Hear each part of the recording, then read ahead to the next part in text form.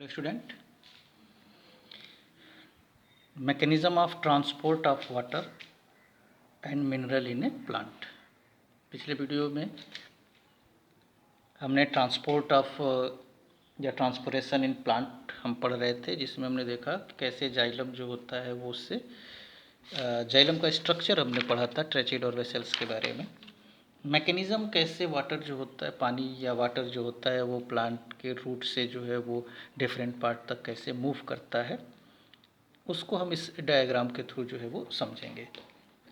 Plant जो water soil से लेता है with the help of root, उसमें मिनरल्स वगैरह भी मिला होता है जिसको हम जाइलम सैप कहते हैं।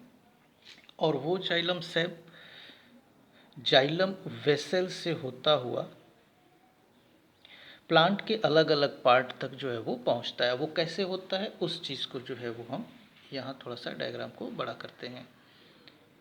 एक्चुअली में the root of a plant have hair called root hair. ये जो है सॉइल पार्टिकल्स, इसमें ये आपके मिनरल्स और वाटर जो होता है, फिल्म ऑफ वाटर, ये सारी चीज़ें हैं। और रूट हेयर जो होता है ना एक प्लांट का, वो यहाँ पर ये रूट हेयर है जो डायरेक्टली मिनरल और वाटर के क्या होता है, टच में रहता है।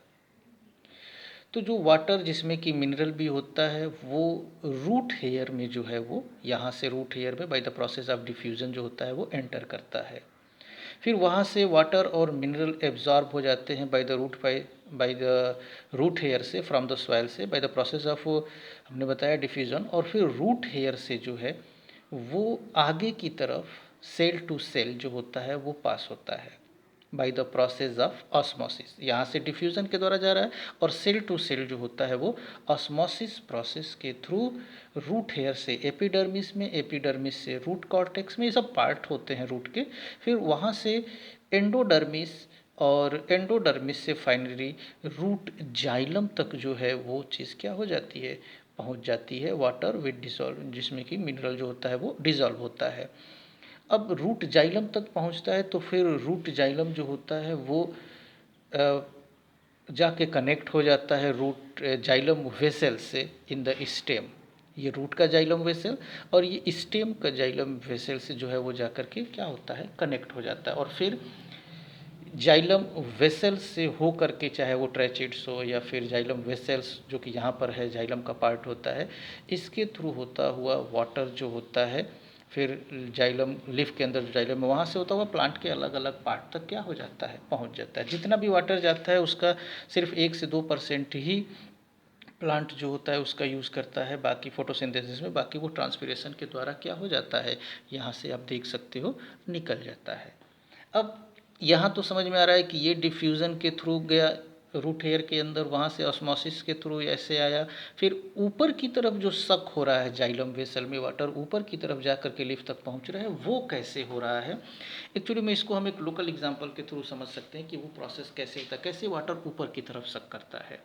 ऊपर की तरफ सक करने का मतलब, जैसे हम किसी चीज़ को, कोल्ड ड्रिंक वगैरह हुआ या और भी कोई चीज़ हुआ जिसको हम स्ट्रॉ लगा करके सक करते हैं, तो जब पाइप लगा के स्ट्रॉ लगा के कोल्ड ड्रिंक को हम सक करते हैं तो वो ऊपर की तरफ क्या होता है, स्ट्रॉ में चढ़ता है।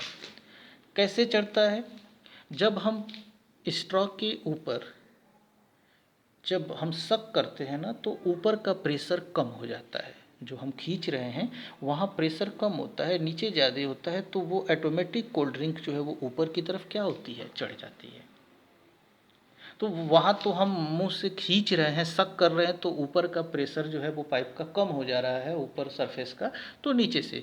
बट प्लांट में नीचे से कैसे ऊपर जाता है, वहाँ कौन सक करता है, तो वहाँ ट्रांसपीरेशन जब होता है ना, जब प्लांट इस ट्रांसपीरेशन करता है लीफ में ऊपर, तो यहाँ ऊपर का प्रेशर जो होता है वो कम हो जाता है और फिर यहाँ से वाटर जो होता है वो धीरे धीरे ऊपर की तरफ क्या करता है, चलता जाता है। ट्रांसपीरेशन क्या है, transpiration the evaporation of water from the leaf of a plant. Plant के लीफ से वाटर का इवेपोरेट होना जो होता है, the evaporation of water from the leaf of a plant, एक प्लांट के लीफ से वाटर का इवेपोरेट होना जो होता है वो ट्रांसपीरेशन की प्रोसेस कहलाती है। इस तरीके से जो है वो मैकेनिज्म होता है और plant root water with mineral जो होता है वो रूट से होता हुआ लीफ तक पहुंचता है। अब जो दूसरा ट्रांसपोरेशन है वो है फूड का, कि फूड का ट्रांसपोरेशन कैसे होता है। The transport of food from the leaf to the other part of the plant is called translocation. ये क्वेश्चन कभी हो जाता है, व्हाट इज ट्रांसलोकेशन। चूँकि हमने बताया था स्टार्टिंग में कि फूड का फॉर्मेशन जो होता है वो लिफ के अंदर होता है और फिर लिफ से प्लांट के अदर पार्ट तक जो है वो ट्रांसपोर्ट किया जाता है। तो the transport of food from the leaves to the other part of the plant, plant के अदर पार्ट तक जो है ट्रांसपोर्ट करना लिफ से, वो कहलाता है ट्रांसलोकेशन। और ट्रांसलोकेशन में कौन हेल्प करता है, फ्लोएम। फ्लोएम में भी 4 टिश्यू होते हैं, जिसमें से जो एक मोस्ट सबसे इम्पॉर्टेंट टिश्यू होता है फ्लोएम के अंदर वो होता है सीव ट्यूब्स। सीव ट्यूब्स जो होता है वो हेल्प करता है फूड को कंडक्ट करने में या फिर फूड को ट्रांसपोर्ट करने में from the leaf to the other part of the plant. ये जो सीव ट्यूब्स होता है ये विच फॉर्म फ्लोएम, और जो सीव ट्यूब होता है वो लिविंग सेल होता है, साइटोप्लाज्म होता है बट न्यूक्लियस नहीं होता है। और सीव ट्यूब के साथ जो होता है वो कंपेनियन सेल जो होता है वो लगा होता है। इसमें क्या होता है कि जैसे जाइलम वेसल्स में एंड जो होता है वो पूरा पैक नहीं होता है, वो पाइप लाइक स्ट्रक्चर होता है, बट यहाँ पर पैक रहता है और इसमें छोटे छोटे जो है वो क्या बोल सकते हैं उसको, पोर सीव या चलनी की तरह का स्ट्रक्चर जो है वो होता है। और कई, ये एक पहला सीव ट्यूब दूसरा सीव ट्यूब एक दूसरे से अटैच हो जाते हैं और फिर फूड जब यहाँ आता है तो इसी पोर के द्वारा सीव प्लेट के द्वारा जो होता है वो इसमें आता है, फिर इस सीव प्लेट के द्वारा जो होता है वो दूसरे फ्लोएम में सीव ट्यूब में चला जाता है और फूड जो होता है वो एक पार्ट से दूसरे पार्ट तक क्या होता है, कंडक्ट होता है। जब फूड एक पार्ट से दूसरे पार्ट तक जाता है तो उसके लिए एनर्जी की ज़रूरत होती है। The movement of food in the phloem take place by utilising energy.